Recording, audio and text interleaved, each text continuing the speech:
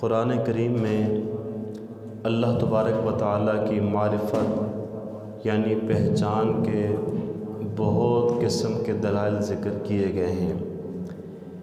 ان دلائل کی ایک قسم دلائل انفس بھی ہے، یعنی انسان کی ذات، انسان کا وجود، اس کی چلتی ہوئی سانسیں، اس کی شاہکار تخلیق، اس کا بچپن، جوانی، بڑھاپا وغیرہ، انسان کا ہر حال بذات خود اللہ پاک کے وجود کی دلیل ہے۔ وجود خدا کے ایسے دلائل جو انسان کی ذات میں پائے جاتے ہیں انہیں دلائل انفس کہا جاتا ہے۔ ہم نے سورہ بقرہ کی آیت نمبر 28 سننے کی سعادت حاصل کی ہے۔ اس آیت کریمہ میں اللہ پاک کی معرفت سے متعلق چند دلائل انفس بیان کیے گئے ہیں۔ سب سے پہلے معرفت سے متعلق چند باتیں سماعت فرما لیں، انشاءاللہ اس آیت کریمہ کا ترجمہ اور وضاحت پھر سمجھ میں آ جائے گی۔ پہلی بات تو یہ اپنے ذہن میں بٹھا لیجئے کہ سب سے پہلا اور سب سے اہم فرض جو ایک انسان پر عائد ہوتا ہے وہ ہے اللہ پاک کی معرفت، بلکہ حق تو یہ ہے کہ ہمارے دنیا میں آنے کا ایک بنیادی مقصد ہی اللہ پاک کی معرفت یعنی پہچان ہے۔ قرآن کریم کے اندر ارشاد ہوتا ہے وَمَا خَلَقْتُ الْجِنَّ وَالْإِنسَ إِلَّا لِيَعْبُدُونَ، اور میں نے جن اور آدمی اسی لیے بنائے تاکہ میری عبادت کریں۔ اس آیت کریمہ کی تفسیر میں امام مجاہد رحمۃ اللہ تعالی علیہ فرماتے ہیں اس آیت کریمہ میں عبادت سے مراد معرفت ہے، یعنی آیت کا مطلب یہ ہوگا کہ میں نے جن اور انسان اس لیے پیدا فرمائے تاکہ وہ میری معرفت حاصل کریں۔ اب دیکھیے ایک حدیث قدسی ہے جسے بڑے بڑے اولیاء کرام نے ذکر کیا اور اس سے بڑے بڑے جو مسائل ہیں وہ نکالے جاتے ہیں۔ اللہ پاک ارشاد فرماتا ہے کنتُ کنزا مخفیہ، میں چھپا ہوا ایک خزانہ تھا، فَأَحْبَبْتُ أَنْ أُعْرَفَ فَخَلَقْتُ الْخَلْقَ لِأُعْرَفَ، پس میں نے چاہا پہچانا جاؤں، میں نے مخلوق پیدا فرمائی۔ معلوم ہوا ہمیں پیدا اسی لیے کیا گیا تاکہ ہم اللہ کی معرفت حاصل کر سکیں، اللہ کی پہچان حاصل کر سکیں۔ تو اللہ فرماتے ہیں میں چھپا ہوا ایک خزانہ تھا، بس میں نے کہا کہ میں پہچانا جاؤں تو میں نے اپنی مخلوق کو پیدا فرما دیا۔ اب حدیث پاک کے اندر یہ آتا ہے میرے اور آپ کے کریم آقا صلی اللہ تعالی علیہ وسلم نے ارشاد فرمایا کہ اللہ کی معرفت ایسی حاصل کرو جیسا کہ اس کی معرفت کا حق ہے، تو ضرور تم سمندروں پر چلو اور تمہاری دعاؤں سے پہاڑ اپنی جگہ سے ٹل جائے۔ یعنی اس انداز سے تم اللہ کی معرفت حاصل کرو، اللہ کی پہچان حاصل کرو، اور جب بندہ اس انداز سے اللہ کی پہچان حاصل کر لے گا، حضور نے فرمایا پھر بندہ سمندر پر بھی چل جائے گا، وہ دعا کرے گا، ہاتھ اٹھائے گا، رب تعالیٰ پہاڑ کو بھی اپنی جگہ سے ہلا دے گا۔ یہ ہے معرفت الہی کی عظمت کہ جس شخص کو اللہ پاک کی صحیح معنوں میں معرفت نصیب ہو جائے وہ بہت اونچا مرتبہ حاصل کر لیتا ہے، اس کی دعاؤں کے اندر اتنا اثر آ جاتا ہے کہ وہ دعا کرے پہاڑ اپنی جگہ سے ہٹ جاتے ہیں۔ دیکھیے حضرت فضائل رحمۃ اللہ تعالی علیہ، آپ نے ان کا نام سنا ہوگا، بہت بڑے یہ اللہ کے ولی تھے۔ آپ توبہ کرنے سے پہلے ایک مشہور ڈاکو تھے، آپ پر کرم ہوا، آپ نے توبہ کی اور نیک کاموں کے اندر مصروف ہو گئے۔ رب کریم نے آپ پر بڑا فضل فرمایا، آپ کو بلند مقام عطا فرمایا۔ ایک مرتبہ آپ رحمۃ اللہ تعالی علیہ مینا شریف میں ایک پہاڑ پر موجود تھے، تو آپ نے فرمایا اگر اللہ کا ولی کوئی اس پہاڑ کو حکم دے اے پہاڑ لمبا ہو جا، تو یہ پہاڑ فوراً لمبا ہو جائے گا۔ بس اتنا کہنے کی دیر تھی کہ پہاڑ نے لمبا ہونا شروع کر دیا۔ آپ نے فرمایا اے پہاڑ رک جا، میں نے تجھے حکم نہیں دیا۔ یہ سنتے ہی پہاڑ ساکن ہو گیا، اپنی جگہ پر ٹھہر گیا۔ حضرات گرامی، یہ ہے معرفت کا مرتبہ، جسے اللہ پاک کی پہچان مل جاتی ہے، وہ بندہ پھر بڑے مقام پر پہنچ جاتا ہے، وہ بڑے مقام پر پہنچ جاتا ہے۔ اب ایک بنیادی سوال ہے، آخر اللہ پاک کی معرفت یعنی پہچان ملتی کیسے ہے؟ کہاں سے ملے گی؟ کس جگہ سے ملے گی؟ تو حضور داتا گنج بخش علی حجویری رحمۃ اللہ تعالی علیہ نے اس تعلق سے بڑا تفصیلی کلام فرمایا ہے۔ آخر میں نتیجہ یہ نکلا کہ اللہ کی معرفت نہ علم سے ملتی ہے نہ عقل سے ملتی ہے، بلکہ اللہ پاک کی معرفت صرف اور صرف اللہ کے فضل ہی سے ملتی ہے۔ یہ وہ چیز نہیں کہ جو علم سے مل جائے یا عقل سے مل جائے، جس پر اللہ کا فضل ہوتا ہے اللہ پاک اس بندے کو اپنی معرفت عطا فرما دیتا ہے۔ دیکھیے اس دنیا کے اندر بہت سارے لوگ آئے جنہوں نے اپنی عقل سے اللہ پاک کو پہچاننا چاہا، کسی نے اپنے علم سے اللہ کو پہچاننا چاہا مگر وہ ناکام رہے۔ نتیجہ کیا نکلا؟ کسی نے چاند کو خدا مان لیا، کوئی جو ہے وہ سورج کی پوجا کرنا کسی نے شروع کر دی، کسی نے درختوں کو اپنا رب کہنا شروع کر دیا۔ غرض یہ کہ اللہ کی پہچان نہ علم سے ملتی ہے نہ عقل سے ملتی ہے۔ رب کی معرفت، رب کی پہچان اسے ملے گی جس پر اللہ کا فضل ہوگا، جس پر اللہ کا فضل ہوگا۔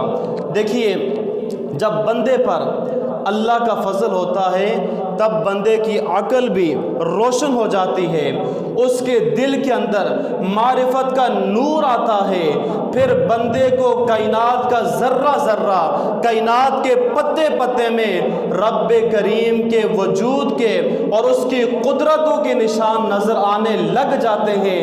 بندہ یہ سمجھ جاتا ہے یہ کائنات میں جو کچھ بھی ہے، چاہے وہ ذرہ ہے، پتا ہے، صحرا ہے، میدان ہے، یہ سب میرے رب کے وجود کی دلیل ہے۔ جس بندے کو اللہ پاک اپنا قرب عطا فرماتا ہے وہ بندہ یہ سمجھ جاتا ہے۔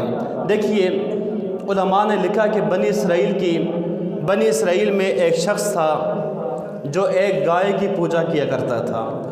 اس نے گائے کو اپنا خدا مانا ہوا تھا، اسی کی پوجا کرتا تھا۔ ایک دن وہ اس گائے کو لے کر کسی باغ میں پہنچا۔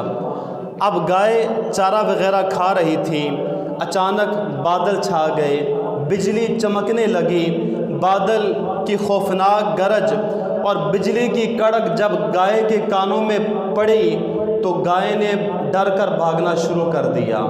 اب یہ وہ وقت تھا کہ جب اس مشرک پر اللہ کا فضل ہوا، اللہ کی رحمت اسے ملی۔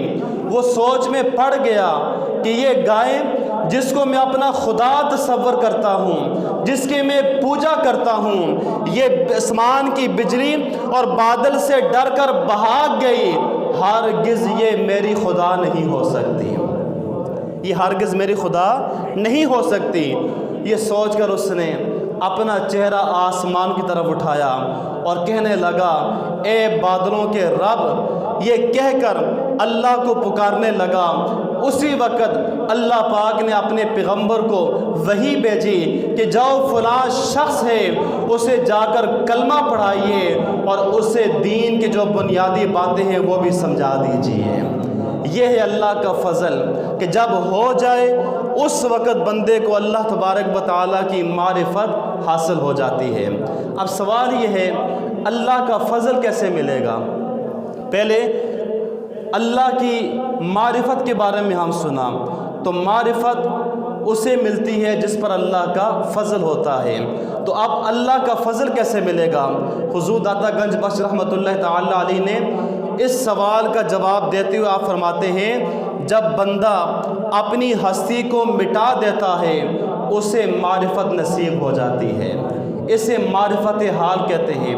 مطلب یہ کہ جب بندہ اپنے اندر کی جو میں ہوتی ہے اسے ختم کر لیتا ہے، انا کو ختم کر دیتا ہے، تکبر غرور کو ختم کر دیتا ہے، اب اس بندے پر اللہ کا فضل ہوتا ہے، اور جب بندے پر فضل ہو جاتا ہے ایسے بندے کو پھر اللہ کی معرفت بھی نصیب ہو جاتی ہے۔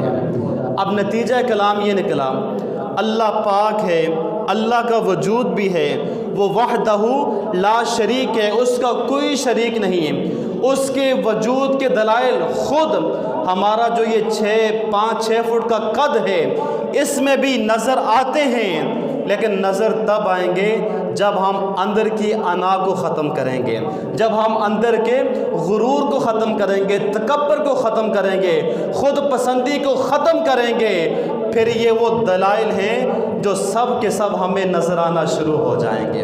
حضرات گرامی، کسی نے کیا خوب کہا، مٹ جائے یہ خودی تو وہ جلوہ کہاں نہیں، مٹ جائے یہ خودی وہ جلوہ کہاں نہیں، دردہ میں آپ اپنی نظر کا حجاب ہوں۔ مطلب کیا کہ یعنی اگر میرے اندر میری انا، خود پسندی، یہ اگر مٹ جائے تو اللہ پاک کے جلوے ہر جگہ نظر آئیں گے، مگر افسوس میں اپنی نظر کا آپ ہی پردہ ہوں، یعنی میرے تو نفس پر پردہ پڑا ہوا ہے، میں تو اپنے وجود کو دیکھ نہیں سکتا کہ میرے 5-6 فٹ کے وجود میں اللہ کے وجود کی کتنے دلائل ہیں۔ حضرات گرامی، یہ معرفت کے متعلق چند باتیں تھیں۔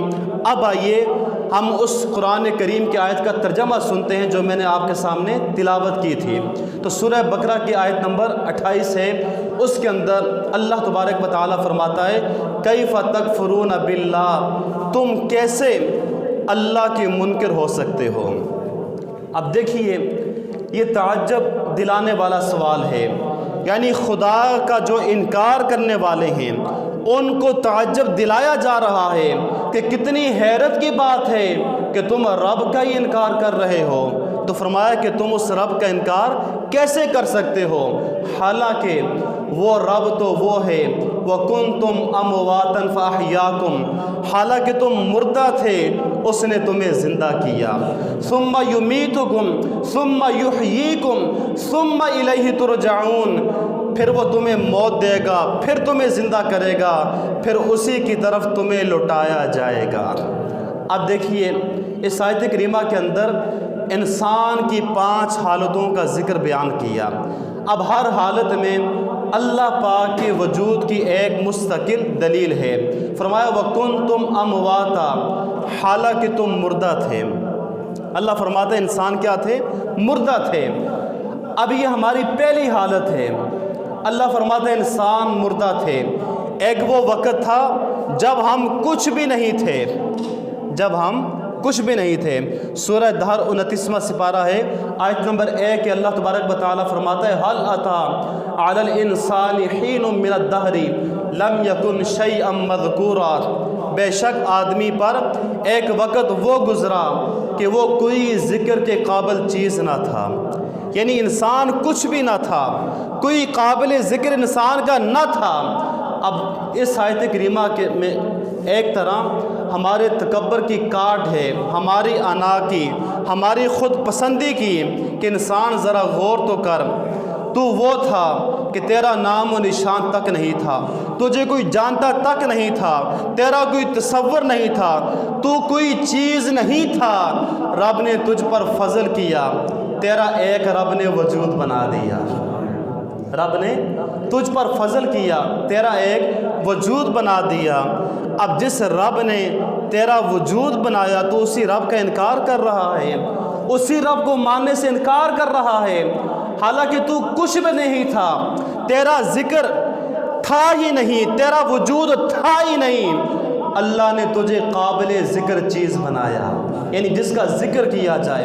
اللہ نے تمہارا وجود بنایا، اور وجود کیسا بنایا کہ ایسا وجود بنایا کہ رب تعالیٰ نے تیرا وجود دیا، اور وجود دینے کے بعد اب حق تو یہ تھا کہ تمام عبادتیں، تمام سجدے، تمام ریاضتیں اس رب کے لیے ہونی چاہیے تھی۔ اور جب تو سجدے میں جاتا اور سبحان ربی الاعلیٰ یہ کہہ کر اس چیز کا اظہار کرتا، پاک ہے وہ میرا رب جو تمام بلندیوں والا ہے، پاک ہے وہ میرا رب جو تمام بلندیوں والا ہے۔ حضرات گرامی، یہ انسان کی پہلی حالت تھی کہ جب انسان کا ذکر کچھ بھی کوئی قابل ذکر چیز انسان نہ تھا۔ اب اللہ تبارک و تعالیٰ نے انسان کی دوسری حالت کو بیان کیا۔ ارشاد ہوتا ہے فَأَحْيَاكُمْ، تم بے جان تھے، اللہ فرماتا ہے فَأَحْيَاكُمْ، تو اس نے تمہیں پیدا کیا، اس نے تمہیں، پہلے رب نے ہمارا وجود بنایا، پھر اس کے بعد اللہ فرماتا ہے میں نے تمہیں پیدا کیا۔ اب یہ ہے خدا کی شانیں۔ کس کی شانیں ہیں؟ خدا کی، ذرا محبت سے کہہ دے سبحان اللہ۔ اب یہ خدا کی قدرتیں ہیں، خدا کی شانیں ہیں۔ رب فرماتا ہے پھر میں نے تمہیں زندہ کیا، تم بے جان تھے، تمہیں میں نے جاندار بنایا، ایک پانی کے قطرے کو جیتا جاگتا، عقل و شکل والا، طاقت والا، قوت والا انسان بنا دیا۔ اور بنایا بھی کیسا انسان بنایا؟ فرماتا ہے لقد خلقنا الانسان فی احسن تقویم، یقیناً بے شک ہم نے آدمی کو سب سے اچھی صورت میں پیدا فرمایا، سب سے اچھی صورت میں۔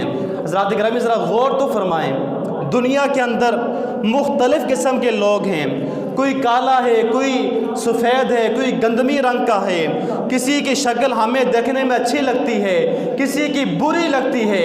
یہ میرا اور آپ کا نظریہ ہو سکتا ہے، لیکن اٹھائیے قرآن، رب فرماتا ہے لقد خلقنا الانسان فی احسن تقویم، بے شک میں نے انسان کو، آدمی کو جو سب سے اچھی صورت تھی اس کے اندر پیدا فرمایا ہے۔ سب سے اچھی صورت میں رب نے کس کو پیدا فرمایا ہے؟ انسان کو پیدا فرمایا۔ ایک پنجابی شاعر ہے، اس نے ایک نرالے انداز میں اللہ تبارک و تعالیٰ کی حمد بیان کی ہے، بلکہ یوں کہیے کہ جو لوگ اپنی جوانی پر، اپنے حسن پر، اپنی طاقت پر نخرہ کرتے ہیں، ان کو یہ احساس دلایا جا رہا ہے کہ ذرا سوچ تو صحیح، تو کیا چیز ہے، تیری اوقات کیا ہے، تجھے وجود دینے والا، عزت دینے والا کون ہے؟ وہ لکھتا ہے نک جے متھے اتے ہوندا، کیا کہتا ہے؟ نک جے متھے اتے ہوندا، کن جے دھوون دے پچھے ہوندے، اکھاں ہوندیاں موڑے اتے، وکھی وچ ایک پوچھل ہوندی، گوڈے دی تھان تے پسلی ہوندی، پسلی دی تھان تے گوڈا ہوندا، بندہ کڈا کوجا ہوندا، بندہ کڈا کوجا ہوندا۔ آگے فرماتے ہیں صدقے جائیے سونے رب دے، صدقے جائیے سونے رب دے، جس نے خاص کرم فرمایا، مٹی دے اس باویں تائیں کڈا صورت مند بنایا۔ یعنی ایک مٹی کا جو انسان بنا تھا، رب نے اسے کتنا سونا بنایا۔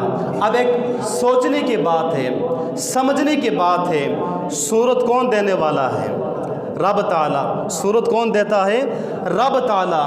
اب رب کی شان کیا ہے؟ پارہ 3 ہے سورہ آل عمران کی آیت نمبر 6 کے اندر اللہ فرماتے ہیں هو الذی یصورکم فی الارحام کیف یشاء، وہی ہے جو ماؤں کے پیٹوں میں جیسی چاہتا ہے تمہاری صورت بنا دیتا ہے۔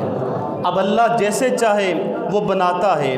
تو شاعر کہتا ہے، جو میں نے ابھی آپ کے سامنے شعر پنجابی کا پڑھا، وہ یہ کہتا ہے اگر ہماری ناک ہمارے ماتھے پر ہوتی، ہمارے کان گردن کے پیچھے ہوتے، ہماری آنکھیں کندھوں پر ہوتی، پسلوں کی جگہ گھٹنے اور گھٹنوں کی جگہ پسلیاں ہوتی، ذرا تصور تو کریں، سوچے تو صحیح، ہم کتنے بدصورت لگتے ہیں، ہم کتنے بدصورت لگتے۔ کیا کوئی بندہ اس پر اعتراض کر سکتا تھا؟ نہیں کر سکتا تھا۔ کیا کوئی بندہ اپنے اختیار سے اس شکل کو تبدیل کر سکتا تھا؟ نہیں کر سکتا تھا۔ فرماتے ہیں کہ جب اس رب نے قربان جائیے اس رب پر کہ جس نے ہمیں اتنی سونی صورت دی۔ اللہ نے ایسا کرم فرمایا کہ جو مٹی سے بننے والا انسان تھا اسے کس قدر حسین و جمیل اللہ پاک نے پیدا فرمایا ہے۔ اب آنکھیں دیکھیں کتنی خوبصورتی سے رب نے پیدا فرمائی ہیں، کان دیکھیں، چہرہ دیکھیں، منہ دیکھیں، ہاتھ دیکھیں، گوڑے دیکھیں، حتیٰ کہ یہی انسان کہ جو تکبر کرتا ہے، انا کرتا ہے، جو شیشے کے آگے کھڑا ہو کر اپنی صورت پر فخر کرتا ہے، ارے فخر کرنے والوں سوچو تو صحیح، یہ عزتیں، یہ سونی جو صورت تمہیں دی ہے، یہ دینے والا کوئی اور نہیں بلکہ وہ رب تعالیٰ کی ذات ہے۔ فرمایا کہ اس رب کا ذکر ہونا چاہیے۔ فتبارک اللہ احسن الخالقین، تو بڑی برکت والا ہے وہ اللہ جو سب سے بہتر بنانے والا ہے، جو سب سے بہتر بنانے والا ہے۔ حضرات گرامی ذرا غور فرمائیے، انسان کو اللہ پاک نے کس انداز سے پیدا فرمایا۔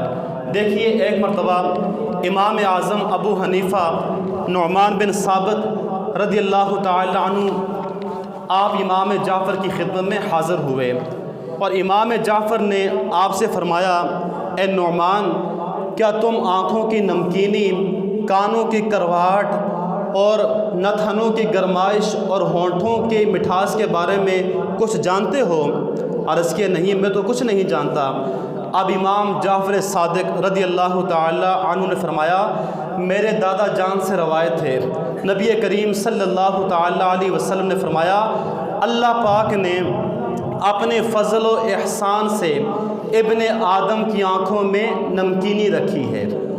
آنکھوں میں کیا رکھی ہے؟ نمکینی رکھی ہے۔ کیوں؟ کہ آنکھیں رب نے چربی سے بنائی ہیں۔ آنکھیں کس سے بنائی ہیں؟ چربی سے بنی ہیں۔ اگر ان کے اندر نمکینی نہ ہوتی آنکھیں پگھل جاتی۔ آنکھیں کیا ہوتی؟ پگھل جاتی۔ پھر فرمایا کہ اللہ پاک نے ابن آدم کے کانوں کے اندر جو کرواہٹ رکھی ہے، اگر ایسا نہ ہوتا کیڑے مکوڑے کان کے اندر چلے جاتے اور اس کے دماغ تک پہنچ جاتے، جو جا کر انسان کو نقصان پہنچاتے۔ پھر آپ نے فرمایا کہ ابن آدم کے نتھنوں میں رب نے گرمائش رکھی ہے جس سے وہ بو سونگھتا ہے۔ اگر ایسا نہ ہوتا تو بندے کا جو دماغ تھا وہ بدبودار ہو جاتا۔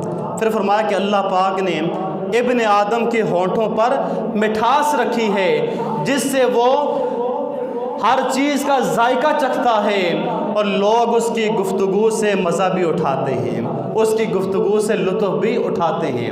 اب دیکھیے کس شان سے، کتنی شان ہے میرے رب کریم کی، اور اس رب نے انسان کو کتنی سونی صورت والا بنایا، کس قدر انسان کو رب تعالیٰ نے عقل دی، شعور دیا۔ پھر چلتا پھرتا ایک بے جان چیز تھی، رب نے اس کے اندر جان ڈالی، اسے طاقت دی، اسے قوت دی، اسے رب تعالیٰ نے بلندیاں عطا فرمائی، شان عطا فرمائی۔ کس وجہ سے؟ کہ یہ بندہ میرا شکر ادا کرے، یہ بندہ میرا شکر ادا کرے، یہ ہر وقت میرا حق ادا کرے، ادھر ادھر دھیان نہ دے، جب بھی سجدے کے اندر جائے بس ایک ہی الفاظ ہوں، سبحان ربی الاعلیٰ، پاک ہے وہ میرا رب جو بہت زیادہ بلندیوں والا ہے، جو بہت بلندیوں والا ہے۔ حضرات گرامی، یہ دوسری صورت تھی۔ پہلی صورت انسان کچھ نہیں تھا، رب تعالیٰ نے اسے قابل ذکر چیز بنایا، پھر انسان کو اللہ پاک نے زندہ کیا۔ اب تیسری صورت کیا ہے؟ رب فرماتے ہیں ثم یمیتکم، پھر تمہیں وہ موت دے گا، پھر تمہیں وہ موت دے گا۔ اب یہ انسان کی تیسری حالت ہے۔ انسان پہلے کچھ نہیں تھا، قابل ذکر چیز رب نے بنایا، پھر اللہ نے اسے زندہ کر دیا۔ پھر ایک وقت آتا ہے آدمی اس دنیا میں اپنی زندگی پوری کرنے کے بعد اسے موت آتی ہے، وہ مرتا ہے۔ اب یہ بھی اللہ پاک کے وجود کی دلیل ہے، موت کا آنا یہ بھی اللہ پاک کے وجود کی دلیل ہے۔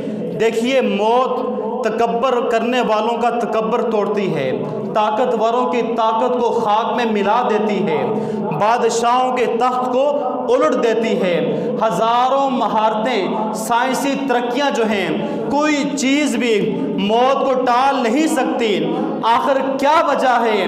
آدمی جو ہے وہ زندہ رہنا چاہتا ہے مگر موت کے شکنجے سے بچ نہیں پاتا۔ آدمی کی تو خواہش ہے میں زندہ رہوں، لیکن موت کے شکنجے سے وہ بچ نہیں پاتا۔ اس سے ہمیں یہ پتہ چلتا ہے کوئی تو ہے جو نظام ہستی چلا رہا ہے، وہی خدا ہے، وہی خدا ہے۔ دیکھیے امام حسن بصری، یہ تابعی بزرگ تھے رحمۃ اللہ تعالیٰ علیہ، آپ فرماتے ہیں کہ میں ایک دفعہ ملک روم کے اندر چلا گیا، وہاں آپ نے ایک عجیب و غریب منظر دیکھا۔ جنگل میں ایک اعلیٰ جگہ، خوبصورت جگہ تھی، وہاں پر ریشم کے کپڑوں کا ایک خیمہ بنا ہوا ہے۔ اب اس خیمے کے ارد گرد فوجی کھڑے ہیں جن کے ہاتھوں میں اسلحہ ہے۔ اب تھوڑی دیر گزرتی ہے، فوجیوں نے اپنی زبان میں کچھ کہا اور وہاں سے وہ چل پڑے۔ پھر اس کے بعد اس ملک کے جو بڑے بڑے علماء تھے، مشائخ تھے، وہ وہاں پر آتے، انہوں نے بھی کچھ کہا، وہ بھی وہاں سے چلے گئے۔ پھر اس کے بعد سارے جو اس ملک کے بڑے بڑے طبیب تھے وہ آئے، انہوں نے بھی اپنی زبان میں کچھ کہا، وہ بھی چلے گئے۔ پھر اس کے بعد بادشاہ اور اس کا وزیر آیا، اس کے وزیر آئے، وہ تھوڑی دیر وہاں پر رکے اور آخر کار وہ بھی کچھ کہہ کر وہاں سے چل پڑے۔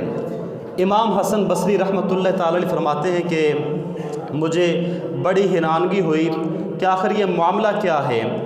تو آپ فرماتے کہ میں نے کسی سے پوچھا تو مجھے اس نے بتایا کہ یہ معاملہ یہ ہے کہ اس خیمے کے اندر ایک بندہ دفن ہے، یہ کوئی اور بندہ نہیں تھا، جو وقت کا بادشاہ اس کا بیٹا تھا، بڑا ہی خوبصورت تھا، بڑا حسین و جمیل بیٹا تھا، جوانی میں فوت ہوا اور بادشاہ نے اسے یہاں پر دفن کر دیا اس خیمے کے اندر۔ اب ہوتا کیا ہے، سال کے بعد جب وہ دن آتا ہے تو باری باری سب سے پہلے فوجی آتے ہیں اور فوجی آ کر کہتے ہیں اگر جنگ کی بدولت، جنگ کے سرے پر اگر ہم لڑ کر تجھے موت سے بچا سکتے تو ہم اپنی جانوں کو قربان کر دیتے، پر تجھے مرنے نہ دیتے۔ وہ یہ کہہ کر چلے جاتے ہیں۔ پھر اس کے بعد علماء آتے ہیں اور علماء یہ کہتے ہیں اے بادشاہ کے بیٹے، اگر علم کے زور پر ہم تجھے بچا سکتے تو ہم تجھے بچا لیتے، تجھے مرنا نہ دیتے۔ اس کے بعد جو طبیب ہیں وہ آتے ہیں اور وہ آ کر یہ کہتے ہیں اگر کوئی موت کا علاج ہوتا تو ہم تجھے کبھی بھی مرنے نہیں دیتے۔ اس کے بعد بادشاہ اور آخر میں وزیر آتے ہیں اور وہ آ کر یہ کہتے ہیں اگر دولت کے ذریعے سے، بادشاہی کے ذریعے سے ہم تجھے بچانا چاہتے، اگر تو بچ جاتا، موت کو ہم ٹال دیتے، ہم ضرور تمہیں بچا لیتے، لیکن بیٹے بات دراصل یہ ہے، یہ موت ہے، اس نے ایک نہ ایک دن آنا ہے۔ کوئی چودھری ہو، کوئی بڑا وڈیرا ہو، اپنے آپ کو بڑا فخر خان کہنے والا ہو، موت کے شکنجے سے آج تک کوئی بچ کر نہیں گیا، آج تک کوئی بچ کر نہیں گیا۔ امام حسن بصری فرماتے ہیں جب میں نے یہ سنا تو میں نے اس وقت سے نیت کر لی کہ زندگی کا کوئی بھروسہ نہیں، پوری زندگی میں کبھی ہنسوں گا نہیں، اور جب تک زندہ رہوں گا اپنی آخرت کی فکر کرتا رہوں گا۔ ذات گرامی ذرا غور تو فرمائیں، کتنے بڑے بڑے آئے، فرعون جیسے، نمرود جیسے، قارون جیسے، ابو جہل جیسے، جنہوں نے اپنے آپ کو خدا کہہ ڈالا، لیکن موت نے ان کو بھی نہیں چھوڑا، موت نے آ کر پکڑ لیا۔ اس لیے ہمیں چاہیے کہ ہم نے جب اللہ فرماتا ہے میں نے پھر تمہیں زندہ کرنا ہے، ہم سب نے اللہ کی بارگاہ میں حاضر ہونا ہے، اللہ کے پاس جانا ہے۔ یہاں پر بات ختم نہیں ہوگی، ہم مر گئے، فنا ہو گئے، ہم نے کہا ٹھیک ہے بات ختم نہ، رب فرماتا ہے اس کے بعد جو انسان کی حالت ہے ثم یحییکم ثم الیہ ترجعون، پھر وہ تمہیں زندہ کرے گا اور تمہیں اسی کی طرف پھر لٹایا جائے گا، اسی کی طرف تمہیں لٹایا جائے گا۔ یعنی ہم کو دوبارہ ہم نے زندہ ہونا ہے، مرنے کے بعد پھر ہم نے رب کی بارگاہ میں حاضر ہونا ہے۔ دیکھیے شاید بہت ساروں کو یہ ہو کہ ہم مسلمان ہیں، ہم نے تو کلمہ پڑھا ہے، ہمیں رب کی معرفت مل گئی، رب کا قرب مل گیا۔ دوستو یاد رکھیے، ایک تو وہ لوگ ہوتے ہیں کہ جنہوں نے نبیوں کا انکار کیا، قرآن کا انکار کیا، جنہوں نے آسمانی کتابوں کا انکار کیا، وہ غیر مسلم ہوئے۔ لیکن ایک وہ چیز ہے، بظاہر تو ہم کلمہ پڑھنے والے ہیں، اپنے آپ کو مسلمان کہتے ہیں، لیکن ہماری جو عادتیں ہیں، ہماری جو طریقہ کار ہیں، وہ غیر مسلموں والے ہیں۔ تو ایسا نہ ہو کہ غیر مسلموں والے طور طریقے بنا کر اگر ہم اسی کشمکش میں لگے رہے اور موت آ گئی تو کل قیامت والے دن ہم رب کی بارگاہ میں کیا جواب دے سکیں گے؟